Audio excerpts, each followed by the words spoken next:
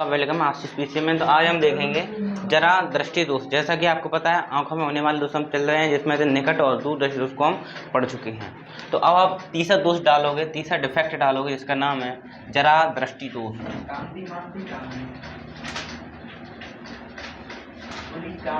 जरा दृष्टि दोष मतलब प्रेस बायोपिया। प्रेस बायोपिया इंग्लिश में बोलते हैं जरा दृष्टि दोष। देखो, जरा दृष्टि दोष कहाँ पर होता है? यह दोष वृद्ध मनुष्यों में होता है। कहाँ पर होता है? जो बूढ़े लोग होते हैं उनमें आपका दोष होता है जरा दृष्टि दोष। इस दोष में व्यक्ति को, जो वृद्ध मनुष्य है, उसको ना तो पास की वस्तु दिखाई देती है, ना दूर की वस्तु स्पष्ट रूप से दिखाई देती है। ठीक है, तो आप क्या लिखोगे? यह दोष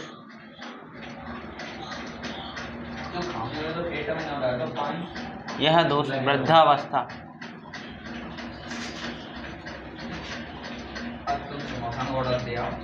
यह दोष वृद्धावस्था में होता है। यह दोष वृद्धावस्था में होता है। क्या होता है? यह दोष वृद्धावस्था में होता है। इस दोष में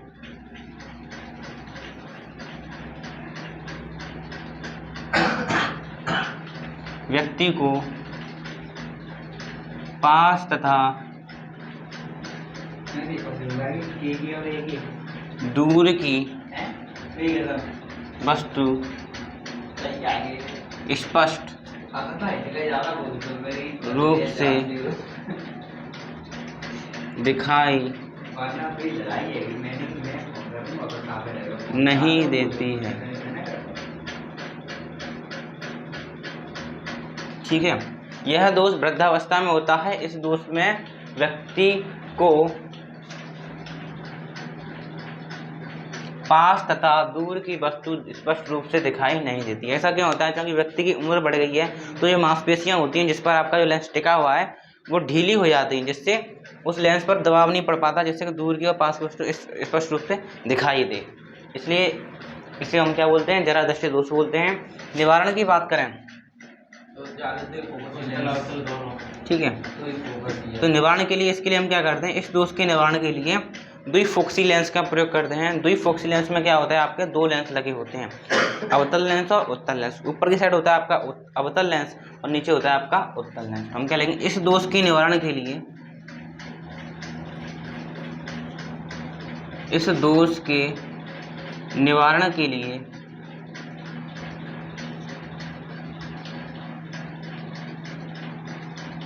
द्विफोकसी लेंस का प्रयोग किया जाता है।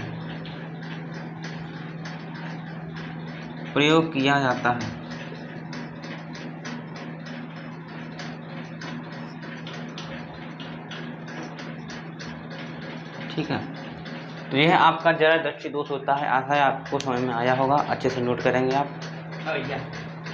अब आप देखोगे एस्टिमेटिकम यानी अविंदुकता। इस दोष में क्या होता है? इस दोष में व्यक्ति को ऊर्ध्वाधर और क्षैतिज वस्तुएं स्पष्ट रूप से दिखाई नहीं देती हैं।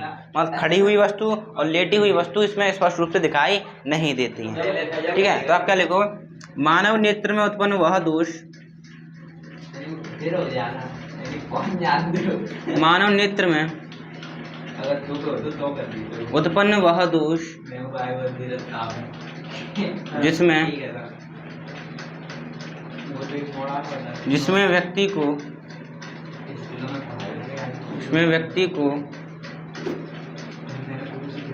क्षैतिज तथा ऊर्ध्वाधर वस्तु स्पष्ट रूप से दिखाई नहीं देती है।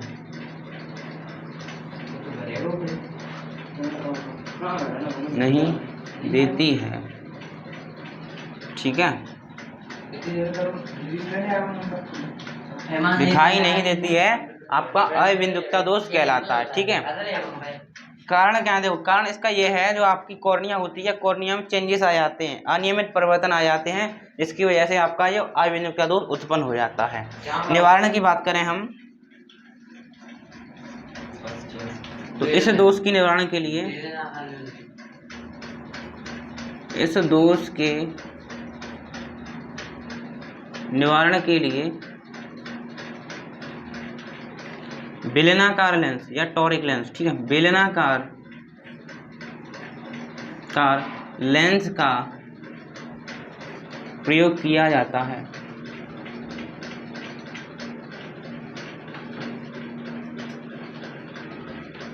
ठीक, आई होप आपको समझ में आया होगा, अच्छे से नोट करेंगे।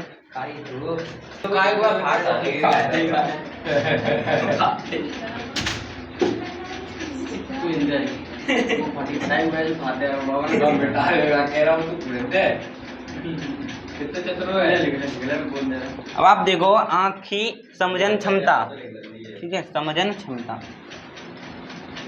या अवनेत्र लेंस की समजन क्षमता क्या होती है?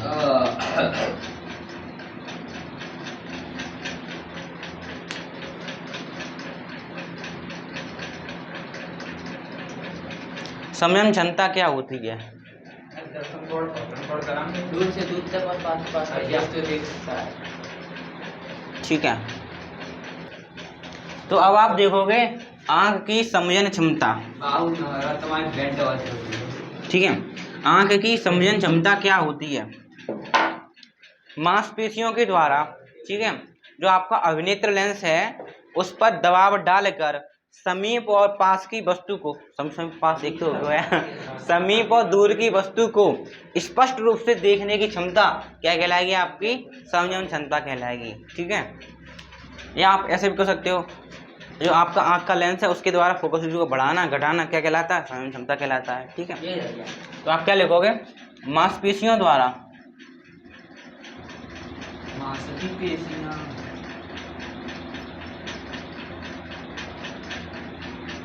मांसपेशियों द्वारा अवनेत्र लेंस को, अवनेत्र लेंस की,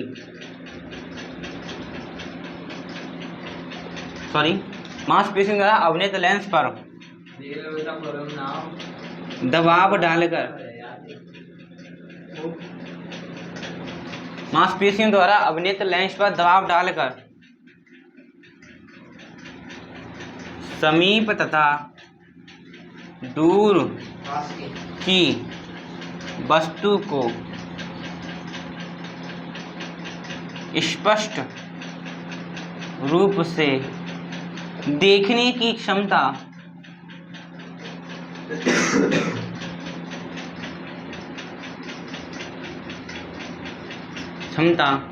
समजन क्षमता कहलाती है।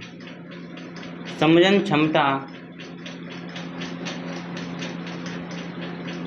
कहलाती है।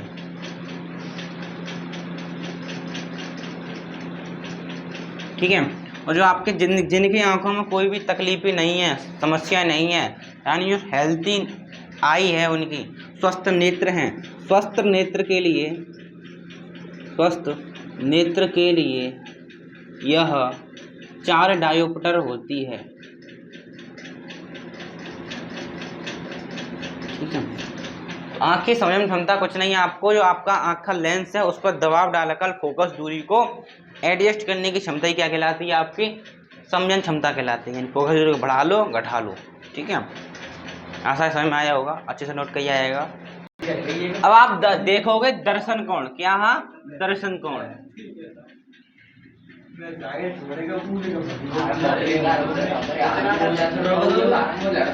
देखो अब ध्यान से देखना, जो आपका चैप्टर है इस वाले में हम वस्तु को एक और नाम से बोलते हैं, बिंब बोल दीजिए वस्तु को, या वस्तु बोल दीजिए। ठीक है, बिंब का मतलब क्या होता है? वस्तु होती है, वस्तु का मतलब बिंब होता है। ठीक है, दर्शन कोण क्या होता है?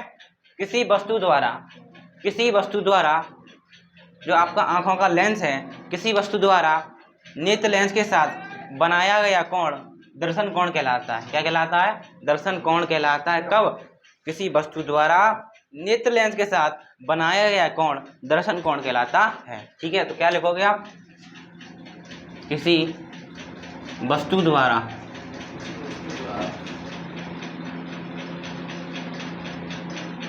नेत्र लेंस के साथ, किसी वस्तु द्वारा नेत्र लेंस के साथ बनाया गया कोण बनाया गया कोण दर्शन कोण कहलाता है। दर्शन कोण कहलाता है। ठीक है, दर्शन कोण कहलाता है। दर्शन कोण के आधार पर ही दर्शन कोण के आधार पर ही किसी वस्तु का नित्य लेंस के साथ बनाया गया कोण दर्शन कोण कहलाता है। दर्शन कोण के आधार पर ही वस्तु का छोटा तथा बड़ा प्रतिबिंब बनता है। प्रतिबिंब बनता है। ठीक है, तो यह आपका दर्शन कोण है। ठीक है, आराम से नोट करे हुए आइए, आपको समझ में आ गया होगा। अच्छे से नोट करेंगे, आपके लिए समय छोड़ा गया आकाश के लिए। अब आप डालोगे आवर्धन क्षमता।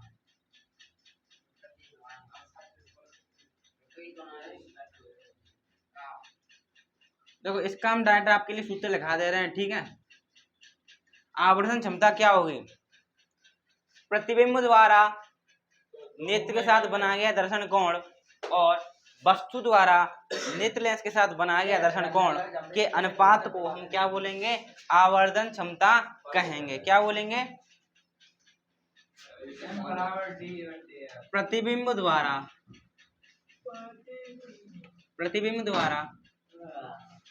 नेत्र लेंस के साथ बनाया गया दर्शन कोण। ठीक है, यानी प्रतिबिंब द्वारा नेत्र लेंस के साथ बनाया गया दर्शन कोण बट्टे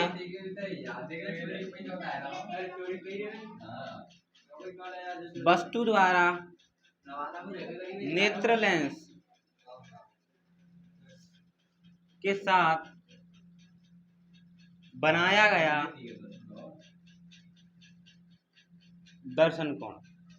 ठीक है, तो आवर्धन क्षमता आपकी क्या होगी?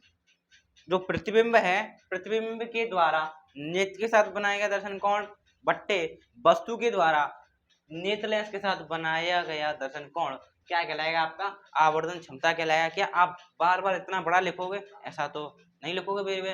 तो आपकी आवर्धन क्षमता इससे दर्शाओगे आप एम से। जो प्रतिबिंब द्वारा नेत्र लेंस के साथ बनाया गया दर्शन कोण है उसको आप दर्शाओगे किससे? बीटा से। किससे? बीटा से। और वस्तु द्वारा नेत्र लेंस के साथ जो बनाया गया कोण है उसे आप दर्शाओगे अल्फा से, यानी एम बराबर बीटा बाई अल्फा। ठीक है, नोट करेंगे।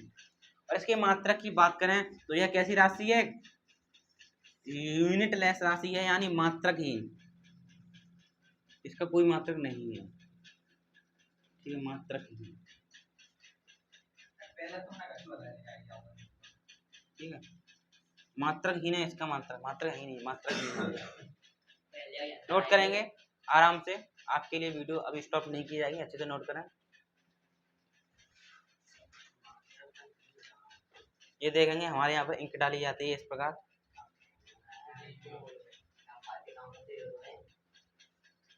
हमारे यहाँ पर विद्यार्थियों को सही जवाब देने पर पुरस्कार दिया जाता है और उनको सभी विद्यार्थियों के समक्ष उपस्थित कर उनको पुरस्कृत किया जाता है।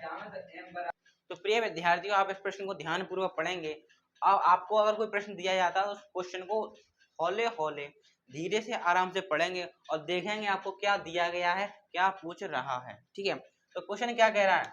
किसी प्रिज्म के लिए अल्पतम विचलन कोण कितना? 30 डिग्री तथा प्रिज्म कोण कितना है? 60 डिग्री। तो प्रिज्म के पदार्थ का अपवर्तनांक ज्ञात करो जबकि sin 45 का मान 1/√2, sin 30 का मान 1/2 है। तो सबसे पहले आप देखोगे अल्पतम विचलन कोण कितना लिखा है मैंने आपको, डेल का मान कितना दिया आपको? 30 डिग्री। इसी को तो बोलते हैं अल्पतम विचलन कोण, 30 डिग्री। ठीक है, अब प्रिज्म कोण कितना दिया आपको? 60 डिग्री। मैंने आपको लिखाया है प्रिज्म कोण को किससे दर्शाते हैं? ए से। ए का मान कितना दिया है आपको? 60 डिग्री। ठीक है, ए क्या है आपका? ए है आपका प्रिज्म कोण और डेल आपका क्या है? अल्पतम विचलन कोण। ठीक है, डेल का और ए का मान आपको इतना दे दिया। क्या पूछ रहे हैं आपसे? प्रिज्म के पदार्थ का अपवर्तनांक ज्ञात करो। तो मैंने आपको लिखाया है प्रिज्म के पदार्थ का अपवर्तनांक का सूत्र क्या होता है, n बराबर साइन डेल प्लस के a/2 अपॉन में साइन a/2। ठीक है, यह सूत्र मैंने आपको लिखाया है, यह सूत्र याद होगा तभी आप इस प्रश्न को आसानी से हल कर पाओगे। ठीक है, तो आप करें, n का मान आपको निकालना है तो करें n बराबर साइन डेल का मान कितना 30, a का मान कितना 60 बट्टे में 2 बट्टे में साइन a का मान 60 बट्टे 2। ठीक है, अब आप करना 60 और 30 कितने हो गए आपके 90, 90 बट्टे 2, 90 बट्टे 2 का मतलब 90 में 2 का डिवाइड कितना हो गया आपका 45। तो ऊपर वाला कितना निकल कर आया, सॉल्व हो गए साइन 45, समझ में आया। 60 30 90, 90 बट्टे 2 यानी 45। अब नीचे कितना निकल कर आया आपका साइन 30 निकल के आएगा कि नहीं आएगा, 60 में 2 का डिवाइड 30 निकल कर आया। अब आप देखना, आपको कुछ नहीं करना है, बस फॉर्मूला याद था, सॉल्व कर दो, आंसर आपको बगल में ऑप्शन दिए हैं वो दिए हैं आपको मान। साइन 45 का मान 1/√2, साइन 30 का मान 1/2। आपको पता है पहली वाली चीज जो आपकी दूसरी चौथी नंबर चीज है पहले के पास जाती है, और दूसरे नंबर चीज तीसरे नंबर चीज है आपके दूसरे के पास जाती है। तो क्या हो जाएगा आपका, हो जाएगा 2 × 1 बट्टे √2 × 1। आपको पता है, क्या पता है, दो का मतलब होता है √2 × √2, एक 2 में 2 √2 घुसे होते हैं। ठीक है, तो दो का मतलब क्या, √2 × √2। ठीक है, तो इसका मतलब एक √2 से मैं 2 को काटूंगा तो कितनी बार कटेगा, √2 बार कटेगा। तो आपका आंसर क्या निकल कर आया, √2। ठीक है, यही आपका अंतिम आंसर है, आप इसको नोट कर सकते हैं। और आपको पता होगा √2 का मान कितना होता है 1.414। ठीक है, और √2 का मान भी लगा सकते हैं, कितना होता है 1.414। यही आपका अंतिम आंसर है। आशा है आपको समझ में आया होगा, अच्छे से नोट करना। अब आपके लिए एक और प्रश्न दिया गया है, क्वेश्चन नंबर 2, ध्यान से देखें, प्रेम पर यह पेपर में आए हुए सवाल हैं, डायरेक्ट आपको मॉडल से उठाए जा रहे हैं सवाल। ठीक है, ध्यान से देखेंगे और वीडियो को लाइक करेंगे। तो कह रहा है किसी प्रिज्म का अपवर्तन कोण, ध्यान से समझेंगे, अपवर्तन कोण ही आपका क्या होता है, प्रिज्म कोण होता है। ठीक है, उसका मान कितना है a, तथा अपवर्तनांक कितना होता है cot a/2। ठीक है, यानी n का मान कितना दे दिया उसने, cot a/2। तो कह रहा है न्यूनतम विचलन कोण ज्ञात कीजिए, यानी आपसे डेल का मान पूछ रहा है। ध्यान समझना, तो आपको तो पता है सूत्र क्या होता है आपका, n बराबर साइन डेल प्लस के a/2 बट्टे में साइन a/2, ये आपको पता है। आप ध्यान से देंगे, आपको क्या क्या दे दिया उसने, किसी प्रिज्म का अपवर्तन कोण, यानी प्रिज्म कोण कितना ए का एक ही है, कोई दिक्कत की बात नहीं है, लेकिन अपवर्तनांक कितना है cot a/2, जो आपका n का मान कितना दिया है उसने cot a/2। तो लगा दें आप, n के कितना लगा दोगे आप cot a/2, क्योंकि अपवर्तनांक का मान उसने वह दिया है, तो आप यहाँ पर लगा दो cot a/2। ठीक है, cot a/2 लगा दिया आपने। अब ध्यान से देखना, n के लिए मैंने cot a/2 लगा दिया है, ध्यान से देखना। अब क्या sin a/2 का n की तरह मल्टीप्लाई कर दूं, क्या होगा, सीधी सी बात है। तो चल लिख देते हैं पहले। ठीक है, साइन डेल प्लस के a/2, ठीक है, बट्टे में सॉरी साइन a/2। अब ध्यान से देखना, इसका मैं इधर मल्टीप्लाई करा रहा हूँ, ध्यान से देखना, इसका मैं इधर मल्टीप्लाई करा रहा हूँ। ठीक है, अब ध्यान से, क्या आपने सूत्र सुना है स्कूल में, cot थीटा बराबर क्या होता है, cot थीटा बराबर क्या होता है, नहीं पता तो ध्यान से, cot थीटा बराबर होता है आपका cos थीटा बट्टे sin थीटा। क्या होता है नहीं पता तो दोबारा देखेंगे, जो आपका cot थीटा होता है, cot थीटा बराबर होता है cos थीटा बट्टे sin थीटा। ठीक है, तो मैं इस cot थीटा को cos थीटा बट्टे sin थीटा में लिख सकता हूँ, या थीटा के कौन है आपका a/2, यही तो है। ठीक है, तो हम क्या लिखूंगा cot थीटा को, क्या लिखूंगा cot a/2 को, इसको लिखूंगा मैं cos a/2 बट्टे में sin a/2। समझ में आया, थीटा की आपका कौन है a/2, और sin a/2 का इधर मल्टीप्लाई करा दूंगा, यानी इसकी तरफ, यानी यहाँ पर आएगा आपका sin a/2। ठीक है, बराबर क्या चल रहा है आपका साइन डेल प्लस के ए बाई टू। ठीक है, आप देखना साइन ए बाई टू से sine a by two cut नहीं गया, ऊपर नीचे कट गया, कट गया, कट गया। आपका क्या बचा, कॉस ए बाई टू बराबर साइन डेल प्लस के ए बट्टे 2। ठीक है, आप ध्यान से देखना, एक और सूत्र का प्रयोग करेंगे। आपने क्या सुना है, कॉस थीटा का क्या होता है, सुना है, नहीं सुना तो ध्यान से देखेंगे। कॉस थीटा बराबर होता है आपका साइन 90 माइनस के थीटा, होता है कि नहीं होता है, सुना होगा स्कूल में, नहीं सुना ध्यान से देखेंगे। कॉस थीटा बराबर होता है आपका साइन 90 माइनस के थीटा। ठीक है, तो आप यहाँ पर लगा दोगे साइन 90 माइनस के थीटा, थीटा ये कितना है आपका A by two, A by two बराबर में आपका हो जाएगा साइन डेल प्लस के ए बट्टे 2। अब आप ध्यान से देखना, साइन साइन आपका क्या हो गया, खत्म हो गया, साइन साइन आपका क्या हो गया, खत्म हो गया। तो आपका क्या बचा, आपका बचा तो कैसे मल्टीप्लाई कर दें, 180 माइनस के ए बट्टे 2, कैमरा नीचे किया गया। ठीक है, 2 कैसे मल्टीप्लाई किया, 180 माइनस के ए बट्टे 2 बराबर क्या हो जाएगा आपका डेल प्लस के ए बट्टे में 2। ठीक है, इतना अच्छे से नोट करेंगे तब तक, ठीक है, अच्छे से नोट करें। किसी प्रिज्म का अपवर्तन कोण ए तथा अपवर्तनांक कॉट ए बाई 2 है तो न्यूनतम विचलन कोण मान ज्ञात कीजिए। यह आपका पिछले साल पेपर में सन 2022 में पूछा गया प्रश्न है, इसको अच्छे से समझेंगे और नोट करेंगे।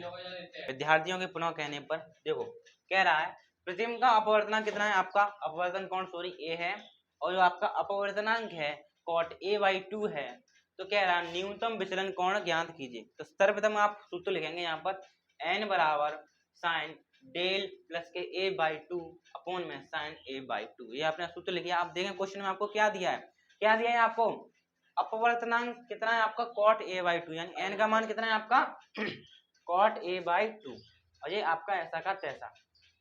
अब ध्यान से देखें, आपको सूत्र पता है कॉट थीटा का क्या होता है, कॉस थीटा बट्टे साइन थीटा।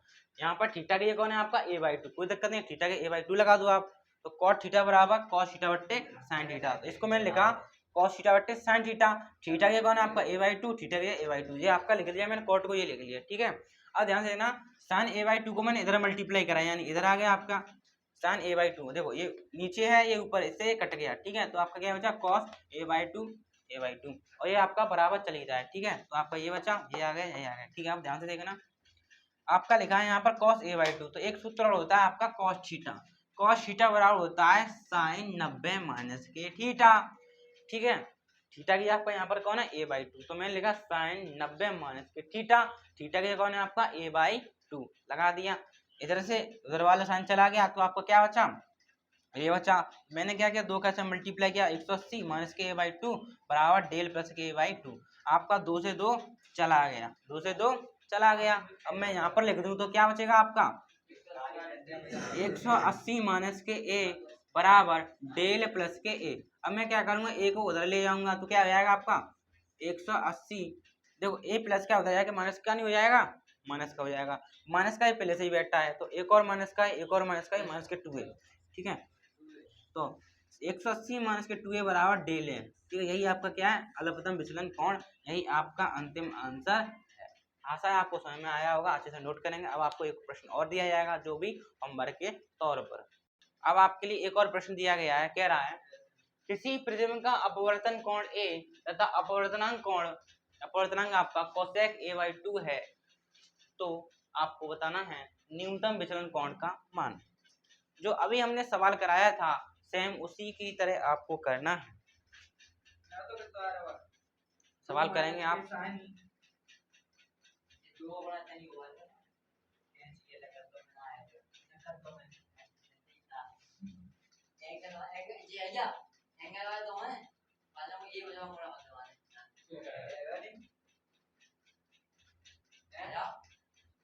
आंसर बताएं। तो अब आप इस प्रश्न को ध्यान पूर्वक समझेंगे और करेंगे। आपको पता है प्रिज्म के पदार्थ का अपवर्तनांक होता है n बराबर साइन डेल प्लस के ए बाई टू बट्टे में साइन ए बाई टू। एम भी लगा सकते हैं आप, डेल एम भी बोल सकते हो, कोई समस्या की बात नहीं है। अब ध्यान से देखना, एन यानी अपवर्तनांक, एन का मान आपको कितना दिया है, कोसेक ए बाई टू। लगा दें आप, कोसेक ए बाई टू बराबर हो जाएगा आपका साइन डेल एम प्लस के ए बट्टे में टू और बट्टे में आपका साइन ए बाई टू। ध्यान से समझना, आपको मैंने लिखाया है सूत्र, कोसेक थीटा बराबर होता है 1 साइन थीटा। तो थीटा की कौन है आपका, ए बाई टू है, ठीक है। इसका मैं इधर भी मल्टीप्लाई कर दूंगा एक ही स्टेप में, ठीक है। तो सबसे पहले इसको मैंने खोला, कोसेक ए बाई टू को मैं क्या लिख दूंगा, मैं लिख दूंगा 1 साइन ए बाई टू। क्यों, थीटा की जगह आपका ए बाई टू है। इसका मैं इधर मल्टीप्लाई करूंगा, यानी इधर क्या हो जाएगा आपका साइन ए बाई टू। आप ध्यान से आप देखना, इधर क्या हो जाए आपका साइन डेल प्लस के ए बट्टे में 2। ये नीचे ये ऊपर, ऊपर से नीचे चला गया, कट गया आपका, ठीक है। ऊपर से नीचे आपका कट गया, तो आपका क्या बचा, आपका बचा 1 बराबर साइन डेल प्लस के ए बट्टे में 2। अब आपको क्या करना, इस वाले साइन को खत्म करना है। तो आप कैसे करोगे, एक को कैसे लिखोगे, आप एक को ये नहीं लिख सकते, साइन की टेबल में एक किसका मान होता है, साइन 90 का मान आपका एक होता है। पता है ना आपको, क्या पता है आपको, हमें पता है साइन 90 होता है, उसका मान कितना होता है, एक होता है। क्या मैं एक को साइन 90 नहीं ले सकता, लिख सकता हूँ। एक किसका मान है, साइन 90 का मान है, बराबर साइन डेल प्लस के ए बट्टे में 2। अब आपका क्या जाएगा, इस तरीके चला जाएगा, चलिए ठीक है, चला गया। तो आपका क्या बचा, और 2 का इधर मल्टीप्लाई करा देंगे तो क्या आएगा आपका 90 इंटू 2 बराबर डेल प्लस के ए। तो 9 दूनी 18 यानी 180। कैमरा नीचे किया गया, 180 हो गया आपका ये, और जो ए है इधर पहुंचा दो, माइनस का ए हो गया बराबर डेल। यही आपका क्या है, अंतिम आंसर है। आशा है आपको समझ में आया होगा, अच्छे से नोट करा।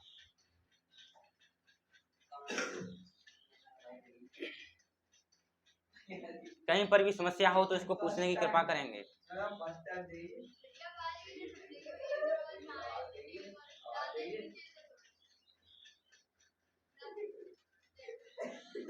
ध्यान से आप देखोगे, साइन ए से साइन ए कट गया, ऊपर नीचे था, आपका एक बचा, एक बचा। ध्यान से देखना, ध्यान से देखना, जो एक होता है, साइन 90 का मान कितना होता है आपका, एक होता है। तो एक की जगह मैंने साइन 90 लिख दिया, ठीक है, लिख दिया।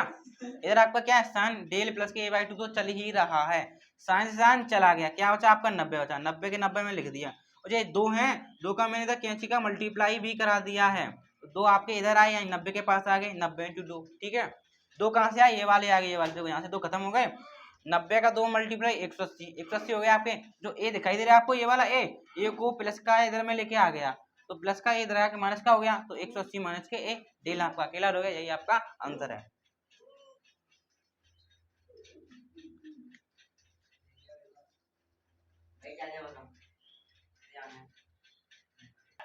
अब आप देखोगे प्रकाशीय उपकरण, ऑप्टिकल इंस्ट्रूमेंट, प्रकाशीय उपकरण,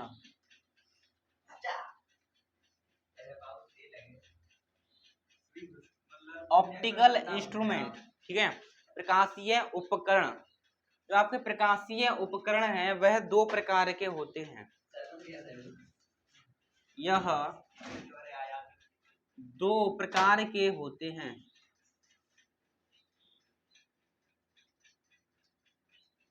यह 2 प्रकार के होते हैं।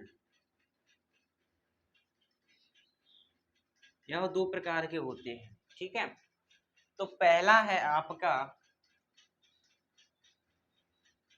सूक्ष्मदर्शी, सूक्ष्मदर्शी, सूक्ष्मदर्शी यानी माइक्रोस्कोप, सुना होगा आपने, माइक्रोस्कोप। और दूसरा है आपका दूरदर्शी यानी टेलीस्कोप, दूरदर्शी।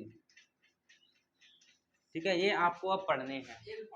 प्रकाशीय उपकरण यानी दो प्रकार के होते हैं आपके, सूक्ष्मदर्शी और दूरदर्शी। सूक्ष्मदर्शी का मतलब है माइक्रोस्कोप इंग्लिश में बोलते हैं, और दूरदर्शी का मतलब है टेलीस्कोप। आपको पता है सूक्ष्मदर्शी का प्रयोग कहाँ करते हैं? छोटी छोटी वस्तुओं को देखने में करते हैं, ठीक है, सूक्ष्म वस्तुओं को। और दूरदर्शी यानी टेलीस्कोप का प्रयोग करते हैं दूर की वस्तुओं को देखने में, ठीक है। तब एक एक करके हम देखेंगे, समझेंगे सूक्ष्मदर्शी क्या होती है, कितने प्रकार की होती है, कैसे का सिस्टम है, ठीक है।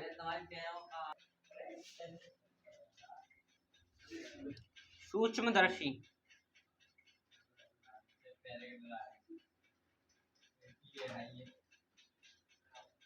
सूक्ष्मदर्शी क्या होती है? इसको इंग्लिश में बोलते हैं माइक्रोस्कोप,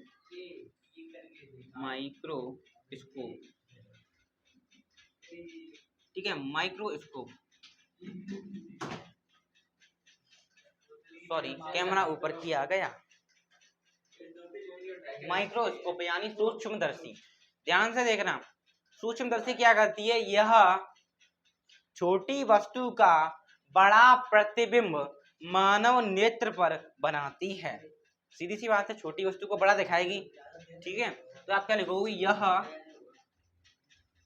छोटी वस्तु का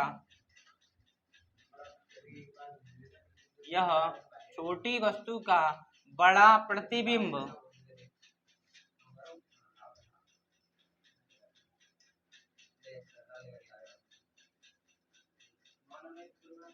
मानव नेत्र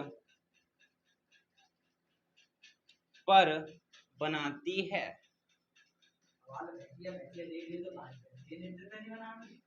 ठीक है, यह छोटी वस्तु का बड़ा प्रतिबिंब मानव नेत्र पर बनाती है। आप इस प्रकार लिख सकते हो, यह छोटी वस्तु का बड़ा प्रतिबिंब नेत्र लेंस पर बनाती है। अच्छा, माइक्रोस्कोप में कौन देखेगा? भैंस देखेगी क्या? ठीक है, आप ही तो देखोगे, उसी के नेत्र पर तो बनेगा प्रतिबिंब जिसको आप देख रहे हो। ठीक है, छोटी वस्तु का बड़ा प्रतिबिंब मानव नेत्र पर बनाती है। तो छोटा प्रतिबिंब है उसको यह क्या करेगी? बड़ा कर कर दिखाएगी, ठीक है। अब ध्यान से देखना, यह जो आपकी सूक्ष्मदर्शी है वह दो प्रकार की होती है। तो आप क्या लिखोगे? यह दो प्रकार की होती है।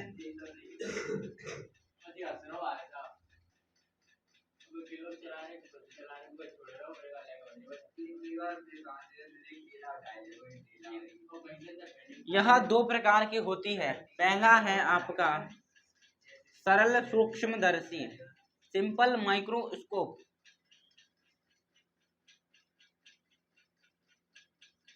सरल सूक्ष्मदर्शी, और दूसरी है आपकी संयुक्त कॉम्प्लेक्स सूक्ष्मदर्शी।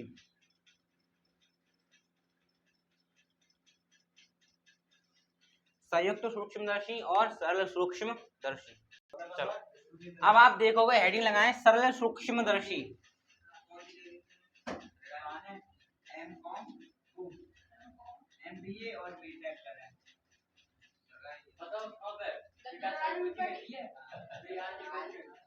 सिंपल माइक्रोस्कोप यानी सरल सूक्ष्मदर्शी। ध्यान से समझेंगे। देखो, सरल सूक्ष्मदर्शी क्या होती है? आपको पता है छोटी वस्तु का बड़ा प्रतिबिंब मिलेगा, सीधी सी बात है। लेकिन सरल सूक्ष्मदर्शी क्या होती है? सिंपल, एकदम सिंपल है पूरी तरीके से। सरल सूक्ष्मदर्शी में कुछ नहीं होता, इसमें एक आपका एक उत्तल लेंस लगा होता है, एक निश्चित फोकस दूरी का इसमें क्या लगा होता है? आपका एक उत्तल लेंस लगा होता है। उसी की सहायता से हम छोटी वस्तु को बड़ा देख लेते हैं। तो आप क्या लिखोगे इसमें? सरल सूक्ष्मदर्शी में क्या होता है? इसमें एक निश्चित फोकस दूरी का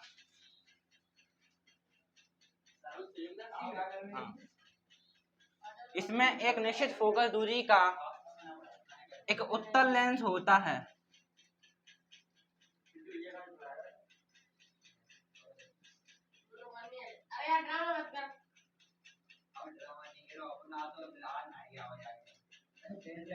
ठीक है, तो सरल सूक्ष्मदर्शी में क्या होता है, इसमें आपका एक निश्चित फोकस दूरी का, निश्चित फोकस वाला एक उत्तल लेंस होता है। किसमें? सरल सूक्ष्मदर्शी में। किस प्रकार काम करती है, किस प्रकार इसकी प्रोसेस है, अभी हम देखेंगे। ठीक है, नोट करें, ध्यान से देखें। सरल सूक्ष्मदर्शी का सिद्धांत यानी कि प्रिंसिपल, प्रिंसिपल क्या कहता है, ध्यान से देखना, इसका प्रिंसिपल क्या कहता है, सिद्धांत क्या कहता है। सरल सूक्ष्मदर्शी में इसमें क्या करते हैं हम, वस्तु को प्रकाशिक केंद्र और फोकस के बीच में रखते हैं। आपको पता है जब उत्तल लेंस की स्थिति में जब वस्तु को प्रकाशिक केंद्र और फोकस के बीच में रखा जाता है तो उसका प्रतिबिंब सीधा आभासी वस्तु से बड़ा दर्पण के पीछे लेंस के पीछे क्या होता है, प्राप्त होता है। मैंने आपको लिखाया था, यही क्या है, सरल सूक्ष्मदर्शी का सिद्धांत है। तो आप क्या लिखोगे,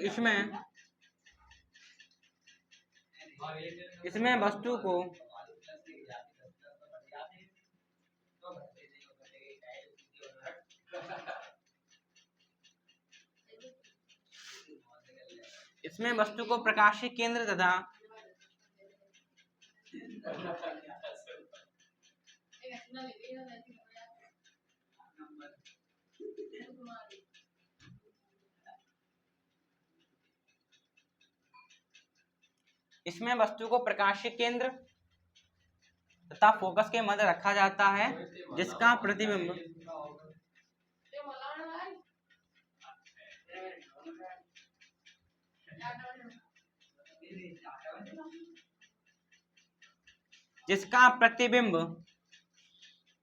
सीधा आभासी तथा वस्तु से बड़ा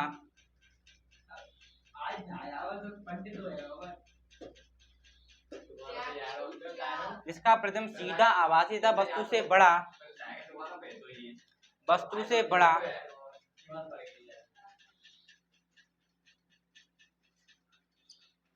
ठीक है, वस्तु से बड़ा लेंस के, क्या बोल सकते हो आप, वस्तु से बड़ा वस्तु के पीछे तो बनता है, वस्तु रखी थी, वस्तु के पीछे ही बनेगा आपका। मैंने चटमा केस कराया था, ध्यान से देखेंगे पुस्तक खोल के। इसमें वस्तु को प्रकाशिक केंद्र फोकस के मध्य रखा जाता है, जिसका प्रतिबिंब सीधा आभासी तथा वस्तु से बड़ा वस्तु के पीछे प्राप्त होता है।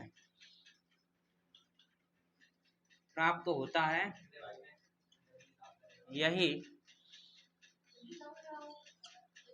सरल सूक्ष्मदर्शी का सिद्धांत है। सरल सूक्ष्मदर्शी का सिद्धांत है। ठीक है, अब आप कहोगे आपने क्या लिख दिया, अभी आपको लिखाएंगे। एक उत्तल लेंस लेंगे, उसमें हम वस्तु को प्रकाशिक केंद्र तथा फोकस के बीच में रखेंगे, और आपको पता है उसका प्रतिबिंब कहां पर बनता है, वस्तु के पीछे बनता है, सीधा बनता है, आभासी बनता है, वस्तु से बड़ा बनता है। यही आपका क्या है, यही सरल सूक्ष्मदर्शी का क्या है, आपका प्रिंसिपल है। ठीक है, अच्छे से नोट करें।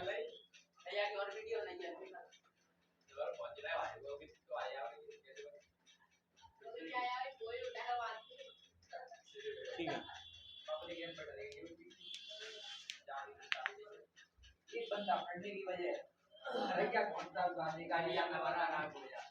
ठीक है, आई होप आपने इसको नोट कर लिया गया होगा। ठीक है, अब इसको ऊपर वाली लाइन को मिटाते हैं। अब ये देखो, इसमें है, देखो हमने इसमें क्या होता है, मैंने आपको बताया सिंपल माइक्रोस्कोप में सिंपल आपका एक निश्चित फोकस दूरी का उत्तल लेंस लगा होता है। तो यह आपका क्या है, उत्तल लेंस है। ठीक है, ये आपका उत्तल लेंस है। आपको पता है ये क्या होता है, मुख्य अक्ष होता है। यहाँ पर आपका क्या होता है, प्रकाशिक केंद्र होता है। यहाँ पर आपका क्या होता है, प्रथम फोकस, यानी F1 मान लो। ठीक है, F1 है, इधर आपका क्या होगा, F2 होगा। अब ध्यान से देखना, आपकी वस्तु कहां पर रखी है, कहां बताई मैंने, प्रकाशिक केंद्र तथा फोकस के बीच में रखी है। तो ये आपकी ये वस्तु रखी है। ठीक है, ये रखी है आपकी वस्तु, ये आपकी वस्तु रखी है। आपको पता है प्रकाश किसी वस्तु रखी है तो उसका प्रतिबिंब बनाने के लिए 2 प्रकाश किरणों की आवश्यकता होती है। तो पहली प्रकाश किरण आपकी ये चली, कहाँ से होकर आएगी अपवर्तन के बाद? F2 से होकर गुजर जाएगी। ठीक है, यहाँ पर कर लेते हैं,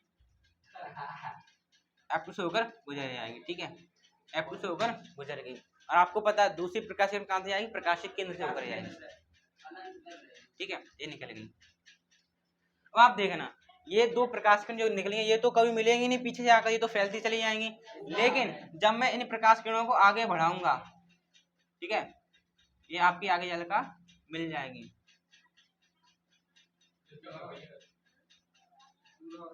ठीक है, ये आपकी आगे जाकर मिल गई। ठीक है, आपकी आगे जाकर ये प्रकाश किरण मिल गई और ये प्रतिबिंब वस्तु के पीछे प्राप्त हुआ है। ठीक है, आपने देखा ये प्रतिबिंब। ठीक है, मान ली आपकी ए बी कोई क्या थी? एक वस्तु थी जिसका प्रतिबिंब ए डैश बी डैश आपको प्राप्त हुआ। तो आपने क्या देखा? यही मैंने लिखा है, कैमरा ऊपर किया गया। ध्यान से देखें क्या लिखा मैंने, इसमें वस्तु को कहाँ रखा जाता है? प्रकाश से केंद्र तथा फोकस के मध्य में रखा जाता है। वहीं रखा हमने, प्रकाश से केंद्र और फोकस के बीच में रखा। जिसका प्रतिबिंब सीधा आभासी सीधा मिला है, आभासी मिला है, वस्तु से बड़ा है, वस्तु से बड़ा है और वस्तु के पीछे प्राप्त हुआ है। ठीक है, वैसे हम क्या बोलते हैं? सरल सूक्ष्मदर्शी का सिद्धांत बोलते हैं। ठीक है, अब आप ध्यान से देखना। ठीक है, इसको मिटाते हैं सिद्धांत को। तब आप इस डायग्राम को अच्छे से नोट करेंगे। अब इसके लिए हम क्या निकालेंगे? आवर्धन क्षमता निकालेंगे। ध्यान से देखना,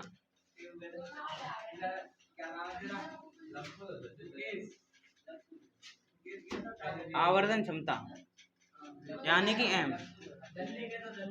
m बराबर क्या होगा आपका? प्रतिबिंब द्वारा नेत्र लेंस के साथ बनाया गया दर्शन कोण बट्टे वस्तु द्वारा नेत्र के साथ बनाया गया दर्शन कोण क्या कहलाएगा? आपका अल्फा। ठीक है, ध्यान से देखना, ध्यान से देखना। यदि मैं मान लूं यदि एंगल बीटा तथा एंगल अल्फा बहुत अल्प हैं, क्या है? बहुत अल्प हैं, अल्प हैं यानी बहुत ही छोटे छोटे हैं। ये दोनों एंगल क्या है? बहुत ही छोटे छोटे हैं। तो मैं इनको क्या लिख लूंगा? ठीक है, तो मैं इनको लिख लूंगा अल्फा है, तो मैं इनको क्या लिख लूंगा? इनको मैं लिख लूंगा क्या? अप्रोक्सीमेट लिख लूंगा क्या? बीटा को लिख लूंगा टेन बीटा। ठीक है, और अल्फा को लिख लूंगा क्या? Tan alpha. समझ में आया? ध्यान से देखना, यदि मैं एंगल बीटा तथा एंगल अल्फा बहुत अल्प मान लूं, बहुत ही अल्प है, मान लीजिए बहुत ही अल्प है, तो एंगल बीटा को लिख लूंगा मैं टेन अल्फा और अल्फा को लिख लूंगा टेन अल्फा। ठीक है, जब आपके कोण बहुत ही अल्प होंगे तब। अब ध्यान से देखें, अब टेन बीटा टेन अल्फा का मान यहाँ पर लगा दीजिए, आपका आंसर प्राप्त कर लीजिए। अब ध्यान से देखा, बीटा क्या था? बीटा क्या था? ठीक है, बीटा था आपका प्रतिबिंब द्वारा नेत्र लेंस के साथ बनाया गया दर्शन कोण। ठीक है, तो ये आपका प्रतिबिंब यही तो है, लेंस के साथ कौन होता है? यही तो होगा, यही तो बीटा होगा आपका, यही तो होगा। ये आपका प्रतिबिंब है, ये रहा प्रतिबिंब के द्वारा लेंस के साथ बनाया गया कोण बीटा होगा आपका, यही तो होगा, ये होगा कि नहीं होगा? प्रतिबिंब द्वारा नेत्र लेंस के साथ बनाया कोण यही तो, लेंस ये रहा और प्रतिबिंब ये रहा, तो इसके साथ जो कोण बनाया यही तो है बीटा। ठीक है, बीटा यही आपका बीटा। ठीक है, अब ध्यान से देखना, एक बात और देखें, ए बी क्या है? आपकी वस्तु। ए बी क्या है? आपकी वस्तु। वस्तु की लंबाई क्या होती है? आपको पता है, एच ओ मानते हैं। क्या मानते हैं? एच ओ मानते हैं, एच ओ तो मानते हैं। वस्तु आपकी रखी यहाँ पर, वस्तु से लेंस की दूरी कितनी होती है? यू नहीं होती है, यू होती है। वस्तु की लेंस से दूरी यू तो होती है और प्रतिबिंब दूरी कितनी होती है? वी होती है। ठीक है, ये होती है। अब ध्यान से देखना, टेन अल्फा का मान निकाल रहे हैं। ठीक है, टेन अल्फा का मान क्या? त्रिभुज आप किसमें देखें? ए बी ओ में देखें, ए बी ओ में देखें, ए बी ओ में देखें, त्रिभुज ए बी ओ में टेन बीटा बराबर क्या हो जाएगा? पता नहीं आपने, टेन बीटा टेन थीटा बराबर क्या होता है? आधार बट्टे लंब, आधार बट्टे लंब। हाँ, तो थीटा ये माना है, तो आधार बट्टे लंब, सॉरी लंब बट्टे आधार। लंब क्या आपका एच नॉट, वो सॉरी एच ओ, और आधार क्या था आपका एच यू। तो हम टेन बीटा ये क्या लिख देंगे, एच नॉट बट्टे सॉरी यू, ये हो गया आपका। यहाँ पर आप लगा दें, ठीक है, यहाँ पर आपने लगा दिया, ठीक है। अब आप ध्यान से देखना, टेन बीटा की जगह लगाया है मैंने। अब टेन अल्फा की जगह देखें, टेन अल्फा की जगह देखें। अब ध्यान से देखना, टेन अल्फा के लिए मैं त्रिभुज अलग से बना रहा हूँ। देखो टेन अल्फा क्या आता है आपका, वस्तु द्वारा नेत्र लेंस के साथ बनाया गया दर्शन कोण, ठीक है। तो ये आपकी ये वस्तु थी ए बी, ठीक है, ये भी आपकी कोई वस्तु थी, इधर आपका कोई मान लीजिए लेंस था, ठीक है। अब ध्यान से देखना, आपको क्या निकालना है, एंगल अल्फा निकालना है, एंगल आपको अल्फा निकालना है। अब ध्यान से देखना, मैंने आपको एक बात लिखाई थी, स्पष्ट दृष्टि की न्यूनतम दूरी कितनी होती है, 25 सेंटीमीटर होती कि नहीं होती, आपको पता है। स्पष्ट दृष्टि की न्यूनतम दूरी, न्यूनतम दूरी कितनी होती है, 25 सेंटीमीटर होती है, जिसको हम किसे दर्शाएंगे, डी से दर्शाएंगे, किससे, डी से, किससे, डी से, ठीक है। तो इस वाले सूत्र के लिए एक बात बताई जाती है, जो आपकी वस्तु है अल्फा क्या होगा, वस्तु की लेंस से बनाया गया कोण, वस्तु का अवनेत्र लेंस के साथ बनाया गया दर्शन कोण, यही तो लिखाया था मैंने आपको, अल्फा बनाया गया दर्शन कोण, ठीक है, यही था, ये था।